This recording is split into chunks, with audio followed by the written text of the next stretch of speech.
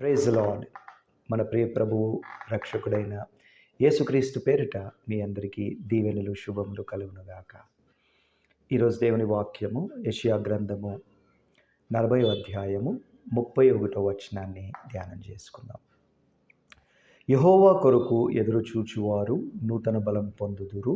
వారు పక్షిరాజుల వలె రెక్కలు చాపి పైకి ఎగురుదురు. అలయక పరిగెత్తుదురు, సొమ్మసిల్లక నడిచి పోవుదురు. మనము అనేక విషయాల కొరకు ఎదురు చూస్తూ ఉంటాం. మరి పరీక్షలు రాసినప్పుడు పరీక్షల ఫలితాల కొరకు, ఉద్యోగ ఇంటర్వ్యూస్ ఇచ్చినప్పుడు ఆ యొక్క ఫలితాల కొరకు, ఉద్యోగము వస్తుందా రాదా అనేటువంటి ఒక ఎదురుచూపు, మరియు వివాహాలు, మంచి సంబంధాల కొరకు ఎదురుచూపులు, మరియు బంధువులు ఒకవేళ దూరంగా ఉంటే, విదేశాలలో ఉంటే వారు ఎప్పుడు వస్తారా, కొడుకులు విదేశాల్లో పనిచేస్తుంటారు, కూతురులు విదేశాల్లో పనిచేస్తుంటారు, మరి వారి కొరకు మనము ఎదురు చూస్తూ ఉంటాం.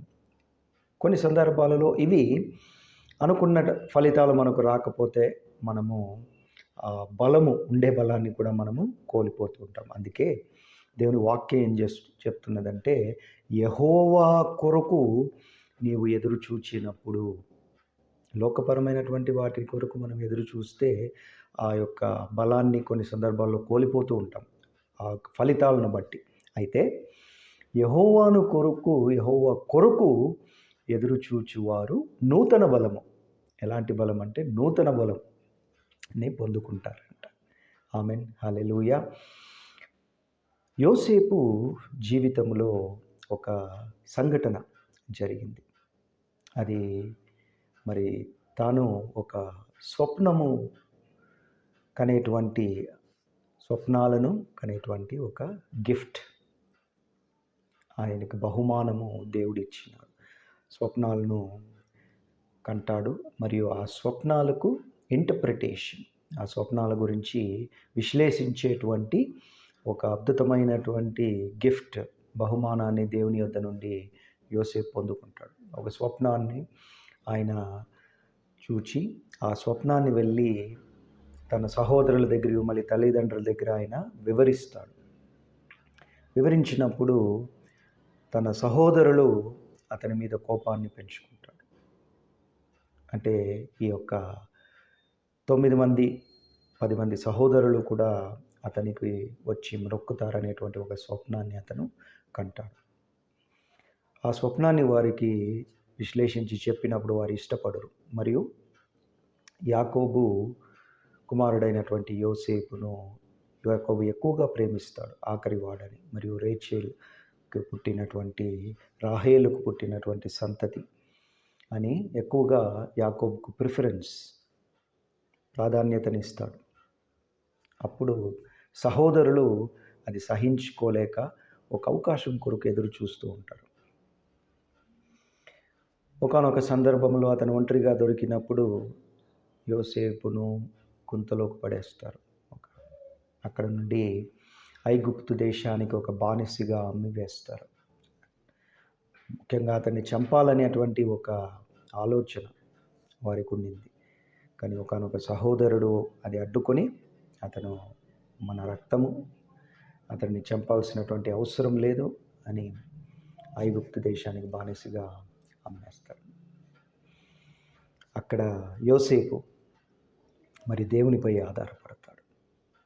ఆయన దేవుని కోసం ఎదురు చూస్తాడు. అందుకే దేవుడు అతనికి తోడై ఉండి అతన్ని గుంతలో నుండి అతన్ని లేపి ఉన్నత స్థానాలకు యోసేపును తీసుకెళ్తాడు. ఆమేన్. అదే ఈ వాక్యం మనకు నేర్పిస్తున్నది. యెహోవా కొరకు ఎదురు చూచువారు నూతన బలమును పొందుదురు. వారు పక్షిరాజుల వలె రెక్కలు చాపి పైకి ఎగురుదురు, అలయక పరిగెత్తుదురు. ఆమేన్. ఆయన జీవితాన్ని మనం విశ్లేషించుకున్నట్లయితే ఎన్నో ఇబ్బందులు, ఎన్నో కష్టాలు గుండా వెళ్ళినప్పటికీ కూడా గుంతలో నుండి పైకి ఎగిరేటువంటి ఒక పక్షిరాజు వలె యెహోవా అతన్ని ఆశీర్వదిస్తాడు. ఆమేన్, హల్లెలూయా. ప్రియమైన దేవుని బిడ్డలారా, బహుశా నీవు కూడా ఏదో ఈ యొక్క జీవిత పయనంలో అనేక విషయాల కొరకు ఎదురు చూచి అలసిపోయినావేమో, లేదా సొంత బంధువుల చేతనో లేదా సొంత మనుషుల చేతనో తృణీకరింపబడినావేమో, యోసేపులాగా మరి మోసం చేయబడినావేమో, అవమానింపబడినావేమో. నీవు భయపడాల్సినటువంటి అవసరం లేదు. ఎవరి కొరకు నువ్వు ఎదురు చూడాల్సినటువంటి అవసరం లేదు. నువ్వు ఎదురు చూడాల్సింది యెహోవా కొరకు. ఎందుకంటే యెహోవా కొరకు ఎదురు చూచువారు నూతన బలమును పొందుకుందురు. వారు పక్షిరాజు వలె ఉన్నత స్థానాలకు నేను ఎగిరివేస్తాను, అంటే నేను నిన్ను ఆశీర్వదిస్తాను అని దేవుడు ప్రమాణం చేస్తున్నాడు. పక్షిరాజును చూసామంటే అది సాధారణ పక్షుల వలె అది ఎగరదు. సాధారణ హైట్స్, ఎత్తులో అది ఎగరదు. అన్ని పక్షుల కంటే ఎత్తుగా ఎగిరేటువంటి ఆ యొక్క బలమును దేవుడు పక్షిరాజుకి ఇచ్చినాడు. అందుకే పక్షిరాజుతో పోలుస్తున్నాడు. నిన్ను కూడా నువ్వు యెహోవాను నమ్ముకుంటే, యెహోవా కొరకు ఎదురు చూస్తే నిన్ను కూడా ఆ విధంగా నేను ఉన్నత స్థానాలకు, అలాంటి బలముతో నిన్ను పైకి లేవనెత్తాను. బహుశా నువ్వు అలిసిపోయి పడిపోయిన స్థితిలో ఉన్నావేమో. యెహోవా కొరకు ఎదురు చూడు. యేసుక్రీస్తు ప్రభు దగ్గరికి రా.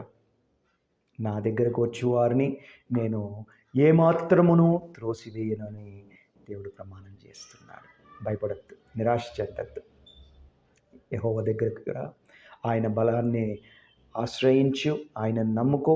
దేవుడు నిన్ను కూడా దీవించి యోసేపు వలె ఉన్నత స్థానాలకు ఎగిరేస్తాడు. ప్రార్థన చేసుకుందాం. మహాపరిశుద్ధుడా, ప్రేమ కలిగినటువంటి మా పరలోకపు తండ్రి, ఇచ్చినటువంటి ఈ సమయాన్ని బట్టి, దినమును బట్టి మీ కృతజ్ఞతాస్తుతులు. అవును ప్రభువా, నాయన మేము ప్రభువా మీ బలము కొరకు నాయన మేము ఎదురు చూచినప్పుడు ఏ విధంగా అయితే పక్షి రాజును ప్రభువా మీరు ఉన్నత స్థానాలకు ఎగిరేసినట్లు మమ్మల్ని కూడా నాయన ప్రభువా మీరు ఉన్నతంగా ఆశీర్వదించడానికి సిద్ధంగా ఉన్నారు. అవును నాయన, అనేక సార్లు ప్రభువా ఈ యొక్క జీవిత పయనములో అనేక విషయాల కొరకు మేము ఎదురు చూస్తూ ప్రభువా నిరాశతో జీవిస్తూ ఉంటాం. అయితే ప్రభువా ఎప్పుడైతే మరలానైనా మీ మీ ప్రభువా మీపై మేము ఆధారపడి ప్రభువా మీ కొరకు మేము ఎదురు చూచినప్పుడు ఒక నూతన బలాన్ని పొందుకుంటారనేటువంటి నిరీక్షణ గల ప్రభువా వాక్యాన్ని మరియు ప్రమాణాన్ని మాకు ఇచ్చినందుకు మీ కృతజ్ఞతాస్తుతులు. ప్రభువా ఈ ప్రోగ్రాం వీక్షిస్తున్నటువంటి ప్రతి ప్రభువా దేవుని బిడ్డను గురించి ప్రభు ప్రార్థిస్తున్నాం. వారిని దీవించండి, ఆశీర్వదించండి, వారిని స్వస్థపరచండి. ఉండేటువంటి ఆ ఇరుకు ఇబ్బందుల నుండి వారిని విడిపించాల్సిందిగా ప్రార్థిస్తున్నాం. మరొకసారి నాయన ఇచ్చినటువంటి ఈ వాక్యాన్ని బట్టి, ప్రమాణాన్ని బట్టి, దినమును బట్టి మీ కృతజ్ఞతాస్తుతులు చెల్లించుకుంటూ యేసుక్రీస్తు అత్యంత ఘనమైన అతి పరిశుద్ధమైన నామమున ప్రార్థించి వేడుకుంటున్నాం స్వామి. Amen. Thank you for watching, my dear brothers and sisters in Christ. God bless you.